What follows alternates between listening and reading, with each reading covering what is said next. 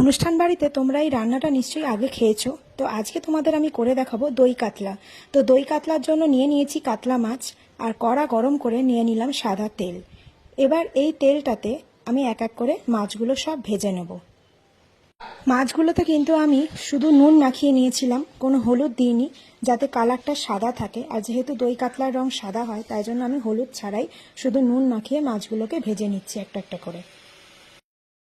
সব মাছগুলোই আমি পরপর ভেজে নিচ্ছি, ভেজে সাইডে করে রেখে দিচ্ছি একটা প্লেটে।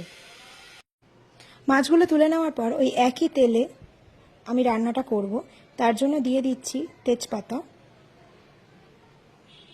এরপর দিয়ে দিচ্ছি একটু গোটা গরম মশলা। এই তেজপাতা আর গোটা গরম মশলাটা দিয়ে একটু আমি তেলের মধ্যে নেড়ে নেব এটা হালকা করে।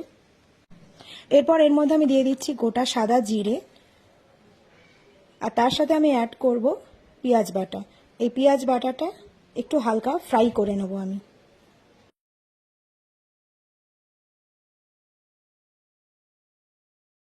এরপর এতে অ্যাড করছি রসুন পেস্ট।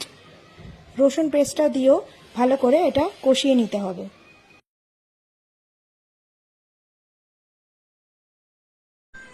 এরপর এতে অ্যাড করে দিচ্ছি আদা পেস্ট। এই আদা পেস্টটা দিয়েও ভালো করে কষিয়ে নেব।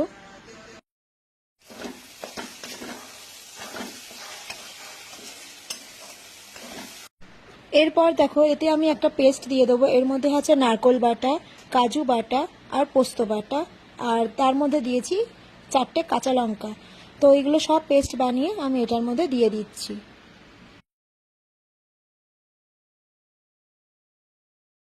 তারপর এতে মেন ইনগ্রিডিয়েন্টটা দেবো, যেটা হচ্ছে টক দই। তো টক দই দিয়ে দিলাম, দিয়ে ভালো করে এটা কষিয়ে নিতে হবে। এবার এর মধ্যে দিয়ে দিলাম ধনে গুঁড়ো, আর সাথে দিয়ে দিলাম একটু নুন। এবার এর মধ্যে একটু জল অ্যাড করে দিচ্ছি।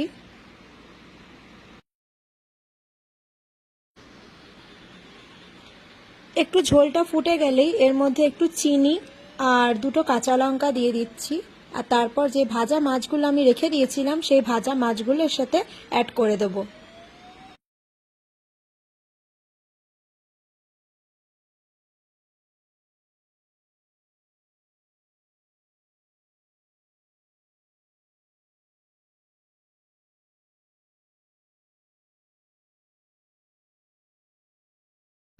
লাস্টে একটু ঘি ছড়িয়ে নামিয়ে নিতে হবে, আর এইভাবে সার্ভ করে দিতে হবে একটা প্লেটে।